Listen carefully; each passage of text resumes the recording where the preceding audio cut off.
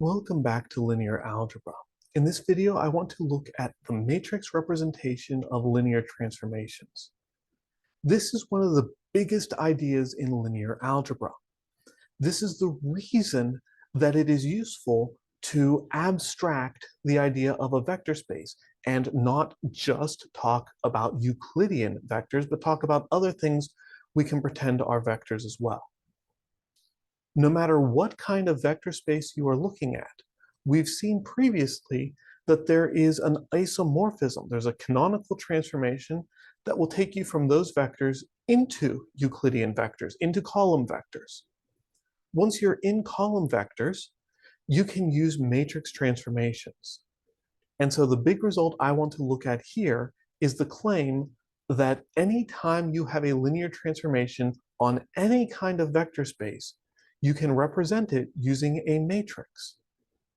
And that's useful to us because we have computer power. Computers are really, really good at linear algebra. They are good at doing linear combinations of things. They are good at multiplying. They're good at adding. That's it. That's what computers are good at. And so we can take anything that is a linear transformation on any sort of thing and turn it into linear algebra, turn it into multiplying and adding. And then let the computer go to work. Let the computer crunch through everything and spit out the result. And we can figure out a way to take that result and turn it into something that's useful to us. Right. I'm going to eventually write this down in a theorem, but before I do that, I want to draw you a picture because I think that this picture is incredibly confusing, but will eventually make sense. And as soon as it makes sense, everything makes sense.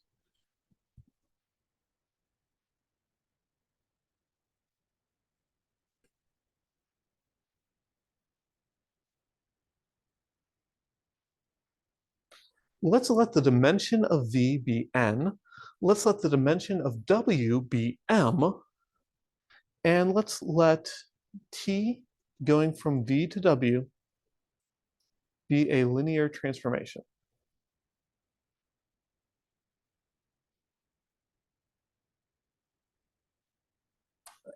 I'm intentionally leaving a lot of space above this because I'm going to draw upward from where I start.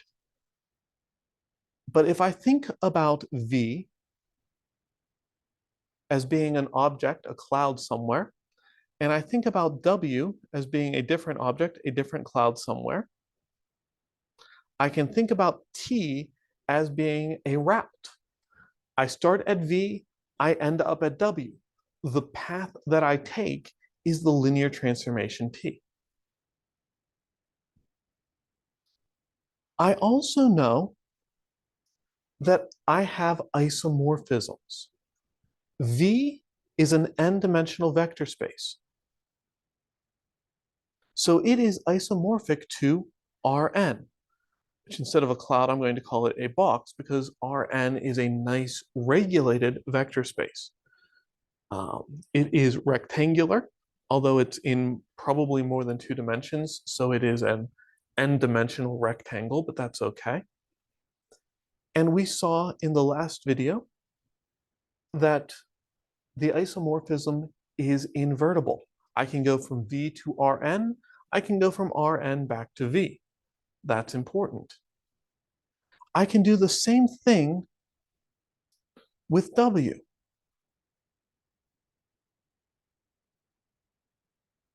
There is an isomorphism that will take me from W to Rm.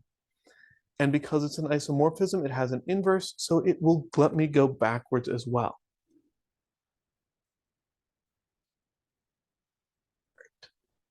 But now I have a long path I can take. From Rn, I can go to V. From V, I can go to W. From W, I can go to Rm. Let's call that transformation A. The isomorphism between Rn and V is a linear transformation. T, it says on the screen right now, is a linear transformation. And the isomorphism from W to Rm is a linear transformation.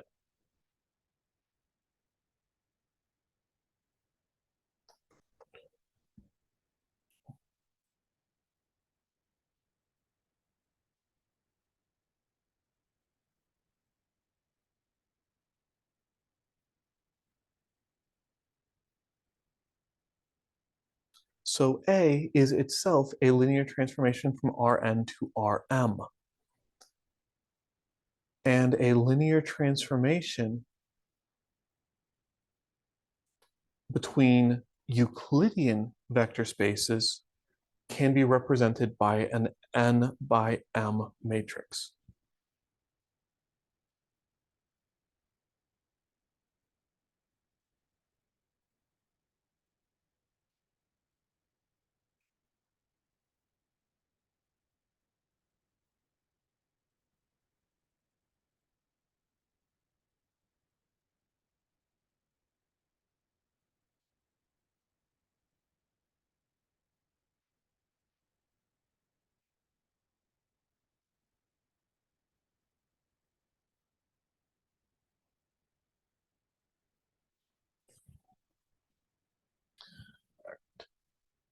It's a picture, not really a proof, but that's going to be the idea. Because V is an n-dimensional vector space, every n-dimensional vector space is isomorphic to Rn. We have that canonical transformation. And every isomorphism is invertible. So we can go from V to Rn, we can go from Rn to V. The same thing happens over here. We can go from W to Rm, we can go from Rm to W. And so we can take this circuitous route from Rn to V to W to Rm, and we can call that a linear transformation. That is absolutely true, but not really what's useful. As I said before I got started on this, the useful thing is actually to go the other way. If I start at V, I can go from V to Rn. I can take transformation A, and I can get back to W. Right? Going from V to Rn is the canonical isomorphism. We're just taking basis vectors and turning them into column vectors. Going from Rm to W, the opposite. We're taking our column vectors and we're turning them into basis vectors. A is a matrix. Computers are really good at matrices. And so we have now a tool to take any sort of linear transformation and figure out a way to tell a computer how to do it.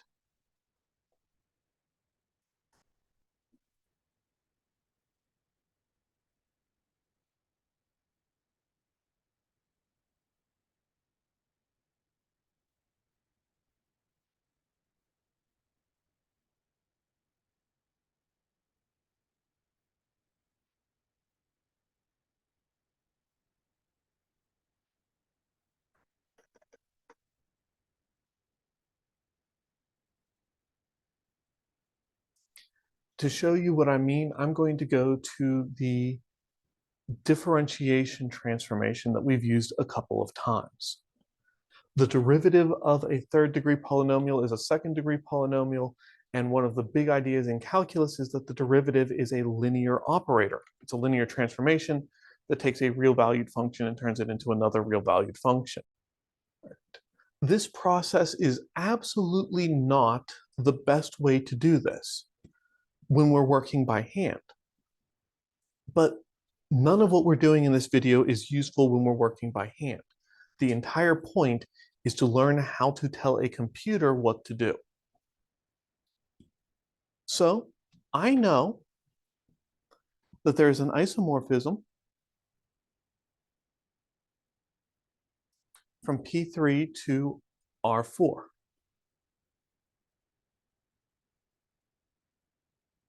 Let's call that T3. It's given by 1 maps to 1, 0, 0, 0. X maps to 0, 1, 0, 0. X squared maps to 0, 0, 1, 0. And x cubed maps to 0, 0, 0, 1. We've also got T2, which goes from P2 to R3. That's given by 1 mapping to 1, 0, 0. It's given by X mapping to 0, 1, 0. And it's given by X squared mapping to 0, 0, 1. But we know that isomorphisms always have inverses. And the useful one is going to be in the codomain, taking 0, 0, 1 and turning it into X squared, turning 0, 1, 0 into X, turning 1, 0, 0 into 1.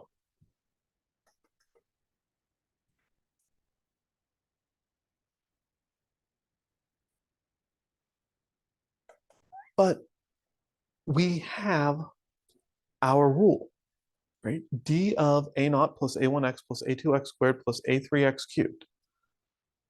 So if we write that as a column vector,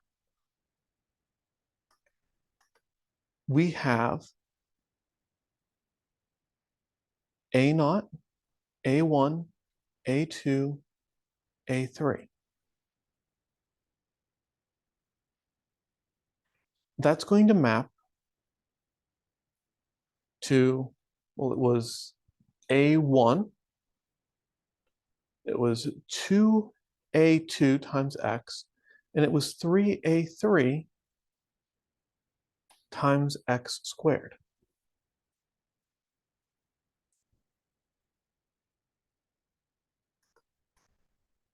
Now we have to think back to how we did this when we talked about matrix transformations in the first place. All right. We need a matrix. It is going to have, let's make this quite a bit bigger so I have space between.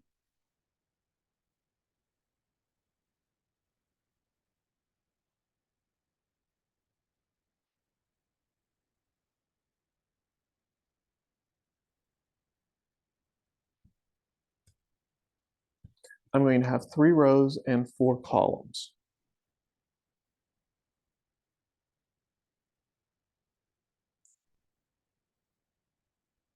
I'm going to multiply that by a column vector with 4 columns, A naught, A1, A2, and A3. I'm going to get out A1, 2A2, and 3A3. This is a relatively simple transformation, so I can just work backwards like this instead of having to pull out all of the stops. But I know I want to take the first row and multiply by this column and end up with A1. So I need 0 to multiply by A0. I need 1 to multiply by A1. I need 0 to multiply by A2, and I need 0 to multiply by A3, and that will give me A1 without an issue. I need my second row multiplied by this to give me 2A2. So my A2 term needs to be multiplied by 2, and everything else needs to be multiplied by 0.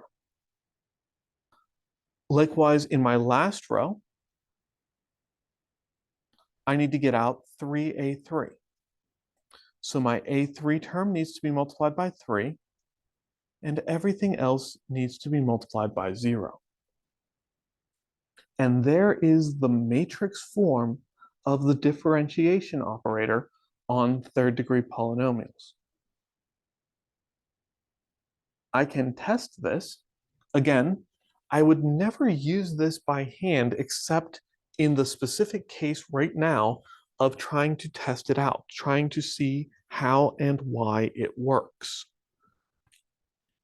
But I know that if I want to take the derivative of a particular polynomial, like 3 plus 5x plus 7x squared plus, say, 8x cubed, I know from calculus this is going to come out at 5 plus 14x plus 24x squared. If I try to do this using my matrix, Let's just copy that matrix down so I don't have to rewrite everything. Clone button first, then drag. All right, I want to multiply this by the coefficient column vector.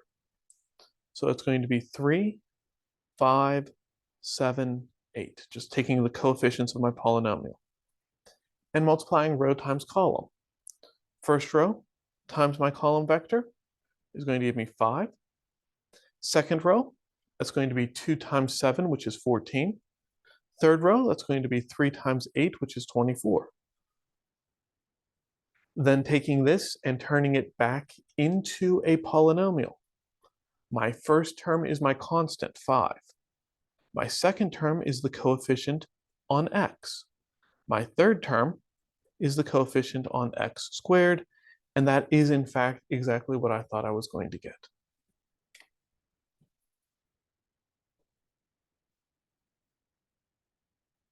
There are a lot of things we can do now that we have this. I could have waited on proving a lot of the properties that I proved and just said, well, I can inherit all the properties on general linear transformations from the properties on matrices because it's the same thing. Every linear transformation is a matrix, not just the linear transformations between Euclidean vector spaces. I think it's more interesting to see what those properties look like on hand. Again, working through and doing calculations like this is not what I would call a good time, but it does work. And sometimes that's what's important. So keeping our eye on the prize. We're learning how this works. We're working through the process so that we know how to put things into a computer. This is not a course in computational linear algebra. So actually putting things into the computer and finding software that does that is outside the scope of this course. This is certainly not a course in programming, so learning how to use computer programming languages to do just that is well beyond the scope of this course. But this is the first step of that process. And wherever you're going onward to build off of this, excuse me, wherever you're going to build off of this, those are the skills that are going to be useful. So let's wrap up with one more like this for you to try on your own.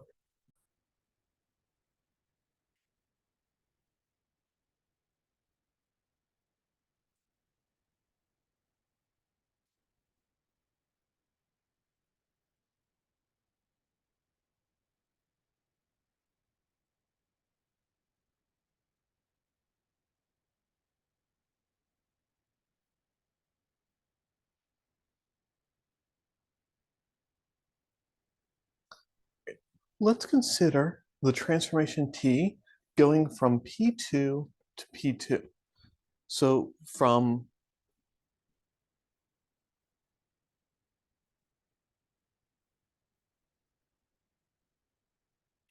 let's consider the transformation T going from P1 to P1.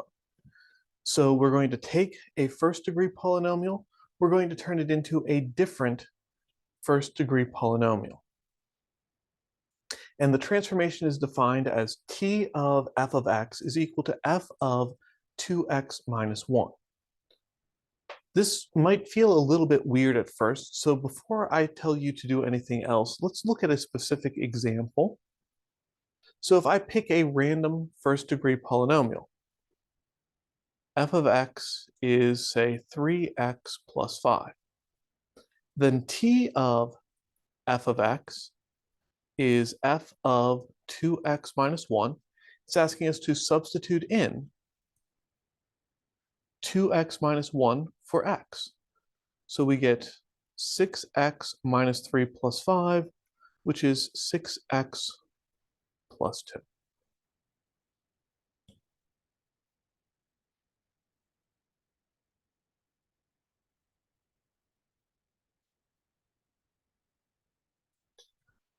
The first thing I want you to do is verify that this transformation is in fact linear. It will always give you a linear transformation. The second thing I want you to do